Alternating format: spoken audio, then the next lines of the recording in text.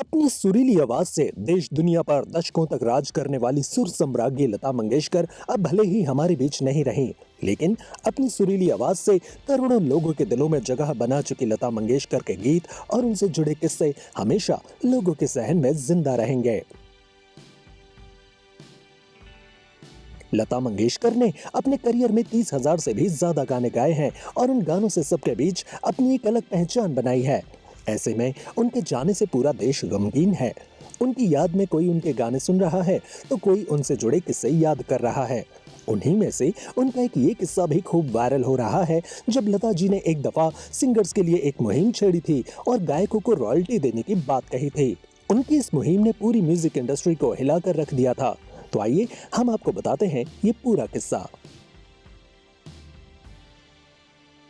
वैसे तो लता मंगेशकर का रुतबा किसी से भी छिपा नहीं है। वो अपने सिंगिंग के अलावा अपने सौम्य स्वभाव के लिए भी जानी जाती थीं। वो हमेशा दूसरों की मदद के लिए आगे रहती थीं और ऐसे में जब गायकों के साथ बुरा किया जा रहा था तो सबसे पहले आवाज भी उन्होंने ही उठाई थी। ये किस्सा उस दौर का है जब म्यूजिक कंपनी केवल संगीतकारों को रॉयल्टी देती थी। रॉयल्टी के चलते संगीतकार हर साल हजारों रुपए कमाते थे और गायक की झोली खाली रह जाया करती थी।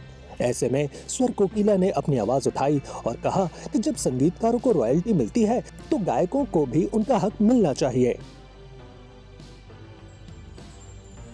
लता जी के इस ऐलान के बाद काफी विरोध हुआ था और विरोध करने वालों की लिस्ट में सबसे ऊपर जिसका नाम था वो थे संगीतकार मोहम्मद रफी।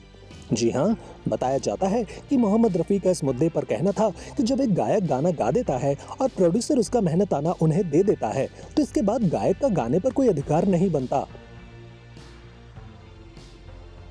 ऐसे में जब इस बात पर एक मीटिंग रखी गई थी तो मोहम्मद रफी गुस्से में आ गए थे। ऐसा कहा जाता है कि इस बात के कारण मोहम्मद रफी ने इस दौरान लता जी के साथ काम करने से इनकार कर दिया था। लता जी ने गायकों को रॉयल्टी मिलने की मांग उठाई तो उस वक्त उन्हें सपोर्ट करने वाला एक ही मेल सिंगर था और वो थे किशोर कुमार। वहीं इस मुद्दे के बाद लता जी से सबसे ज्यादा खफा होने वाले शख्स मोहम्मद रफी थे। उन्होंने इस वजह से करीब 4 साल तक लता मंगेशकर जी से कोई बातचीत नहीं की थी। दोनों की नाराजगी इस हद तक थी कि दोनों ने 4 साल तक एक गाना भी साथ में नहीं गाया। सिर्फ यही नहीं, इस बात का गुस्सा मोहम्मद रफी ने तब भी निकाला जब लता मंगेशकर का नाम सबसे ज्यादा गाना गाने के लिए Guinness book of world records में दर्ज किया गया। ये तो लता मंगेशकर के हर फैंस को पता है कि उन्होंने 30,000 से ज्यादा गाने गाए थे, लेकिन मोहम्मद रफी को इस दावे पर आपत्ति थी। उन्होंने इस बात का विरोध किया था क्योंकि उनके हिसाब से सबसे ज्यादा गाने रिकॉर्ड करने वाले सिंगर मोहम्मद रफी थे, न कि लता मंगेशकर। मोहम्मद रफी के इस दावे के बाद गिनीज बुक में काफी समय तक उनका नाम भी लता मंगेशकर के साथ रहा। हालांकि कुछ साल बाद में ये रिकॉर्ड टूट गया था। हालांकि लता मंगेशकर और मोहम्मद रफी के बीच की ये दूरियां संगीतकार जय किशन ने खत्म करवाईं।